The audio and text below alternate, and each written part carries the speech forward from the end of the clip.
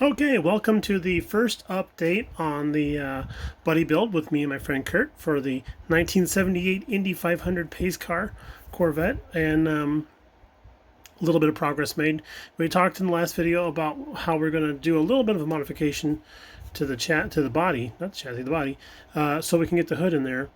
And we have a piece of tape here. This piece of tape is at the 10 millimeter mark, this edge of the tape right here. So can you see, let's put a little bit of a backing behind there. There we go. Can we see that we actually have that sanded at a light angle, a very slight angle compared to the other side? Okay, so that's all we needed to do.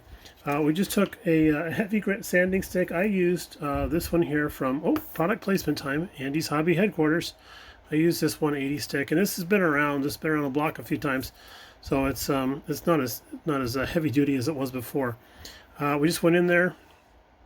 This is so long, the camera's getting in the way. This is so long though. So we put in there at a little bit of an angle. Maybe if we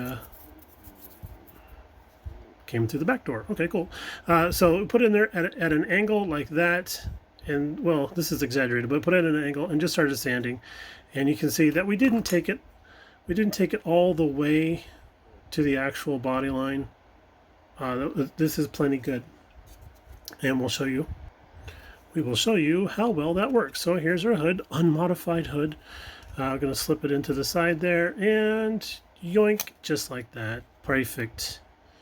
Perfect every time. And there's still plenty of lip down there, so it sort of, it hides the seam line and everything like that. So that's that. Hood is sorted, and again can get it back out nice and easily. So that's going to help us out in the final assembly. A lot of times with different version, not really different version, but Revell has their 1/25th scale Corvettes. Those are beautiful little kits, very well detailed. I think those are actually Revell Germany kits as well. 1/25th scale detail, and they have an even tighter hood fitment. So, and then on those cars, the inner fender wells and everything, you have to glue those to the body. So you have to put the hood on, glue them to the inside of the body, the fender wells, and then make sure you don't glue the hood down by accident. And now the hood's captured. You have to leave it there.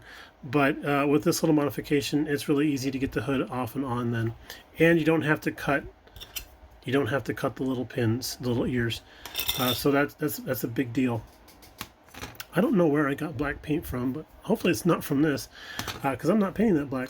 But yeah, so there's that. And then secondarily, our engine.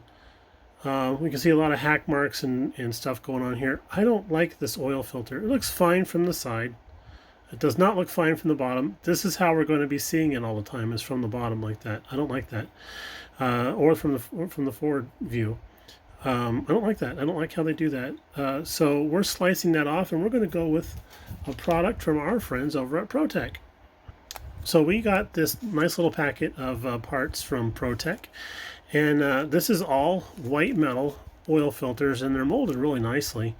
So we're looking forward to actually popping one of these off of here, painting it up, probably in orange, it's going to look nice, and then mounting that in place. In the meantime, we're in the process of removing this, and we're using this guy here, this razor saw.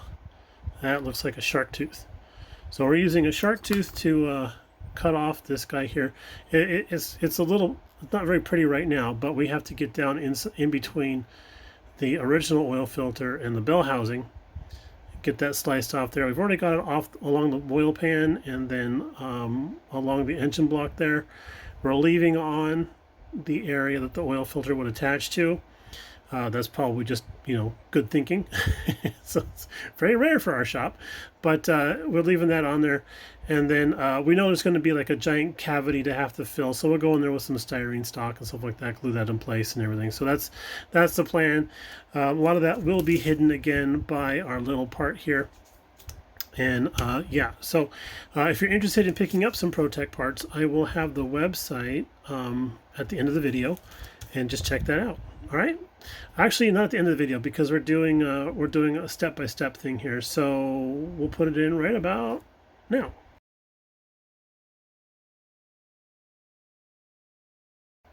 All right, so just after a few minutes, we now have a cavity. On the back side here, it turned out it was a lot easier to just drill several tiny little holes along the back side there, and then just go after it with the shark tooth. We're not going to focus. There we go. We'll go after that with that guy there, and just slice through there and connect all the holes into one big one. So there we go. And then it looks like our little packet here, we have one that's broken off.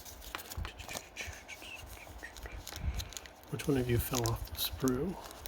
None of you. Okay, I thought one had. So we're going to just match that guy up like that.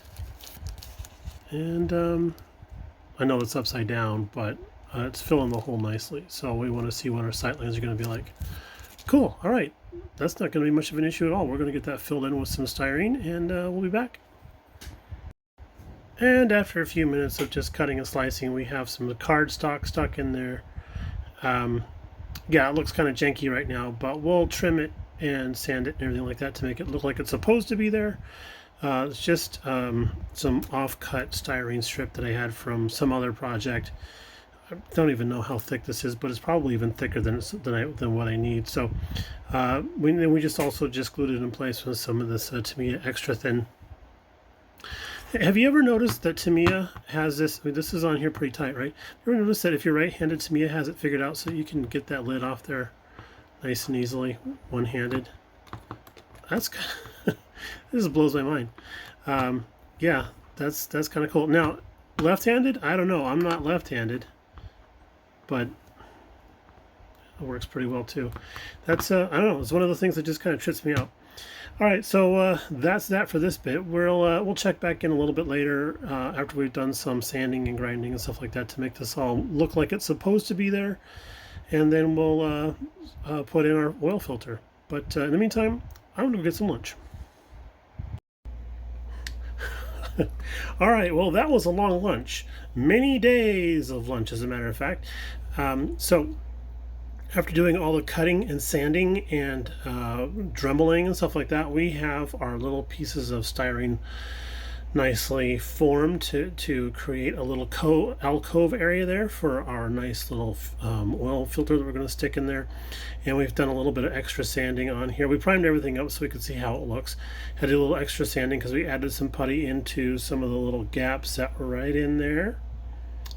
Filled it up nicely, so we're going to hit that with some more primer here in a little bit, but we wanted to show you how that turned out. And again, it was just using a little bit of a hobby knife work and then some files and then a little bit of a Dremel with some with the stone bits. Those are a lot smoother than the drum bits.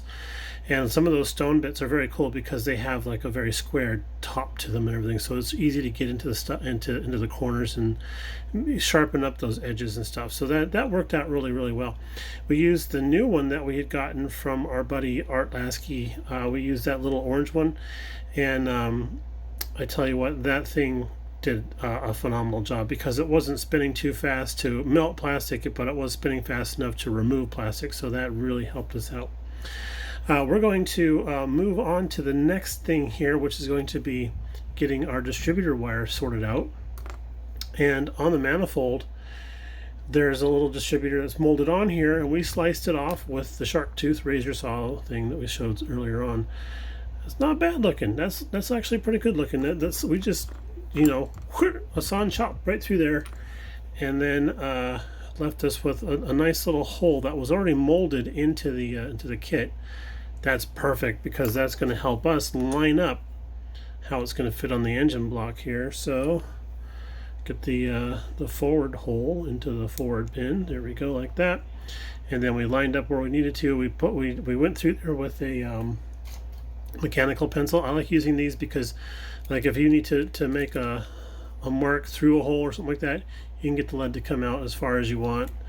And then we just did a little dot, did some quick drilling, and now we are ready to test fit our distributor we got from ProTech. And this is kind of cool. I like the yellow wires because, well, it's going to be on a blue engine, so that's going to kind of pop too, right? But yeah, I think that the yellow wires look really cool. So I remember having a set of Excel spark plug wires in a car that I had back in the day, and I just always thought those look. Every time I popped the hood, I was cleaning those spark plug wires, making them look good, because they were an investment on my part. I tell you what. I got that wrong way around. So we're gonna get this guy ready to put our wires in. And then another thing with the wires is we had talked to Charles over at ProTech, and he suggested that we go with a set of spark plug boots. Now these are a little bit longer than we need to have, so we'll cut them down to a shorter length. But he suggested that with this particular deal here, the way to help this out and really make it look like it's authentic is to put these boots on and slide them down each individual wire down to the base here, and that really helps this sell the fact that this is actually a distributor and not just a piece of tubing with some wire coming out of it. And I'm inclined to agree. I think that that's going to look pretty cool. So ProTech, this one is part number PTMC 13, and then the little boots are PTMC number 4. So should you be interested in picking up a set of those for yourself, there's that. Okay, so let's see here. For right now, that's all we got going on. So we're going to probably goof around with getting that hole absolutely perfect. I don't think it's the right size just yet. That is another good point here. Thank you for bringing that up, Brian. You're welcome, Brian. On the back side here, Charles actually has written down a number 52 drill bit is the perfect size for doing the distributor mounting location. And then with the for a number 74 drill bit for the actual wires themselves going into the engine block. So that's very, very helpful. So thank you very much for doing that kind of stuff there, Charles. Appreciate that. Helps it helps me from having to dig through all of my drill bits trying to find the right size. So we got a pilot hole drilled here in the meantime, and we're going to get on with that. All right, so we'll be back a little bit later. Okay, so this is cool. When we sliced off that distributor that was molded on there, there was a little hole there. That hole happens to be the exact right size for our distributor shaft. Look at that. I just test fit that and boom. Oh my goodness, that's awesome. That's so cool. All right, so I just had to share that. Let's see how this looks all put together here. Let's clip that down over there. There we go. Whoops. Yeah, that's going to be awesome. That's going to be awesome. So there we go. All right, let's get on to making some spark plug boots, and then we'll have to figure out what color we want to paint our little cap. Since it's a blue engine, I don't think we'll do blue, but maybe a nice hull red or something like that would probably look good. And then one last thing here before we sign off for the night. We've got our little ProTech oil filter. Let's see if we can get a nice close-up of that there. That's molded really, really nicely, and we just went over the top of that with a jeweler's file to make it a little bit flatter after clipping it off the sprue. And I don't think a sanding stick will work too well on the white metal. I'm not too proficient with this stuff yet, but a jeweler's file works perfect for these. And let's just see how that's going to look right up in there. It's like putting a tooth back in. There you go. Yeah. That's gonna be my gigantic thumbs are in the way, but that's gonna be great. That's gonna look awesome. I kind of like how the oil filter has a little bit of a texture to it. It's like a non-slip texture that would have molded in so that people can just grab onto that and take it off. But yeah, okay. So we're gonna get on to other things here, and we'll talk to you all a little bit later on. Bye now.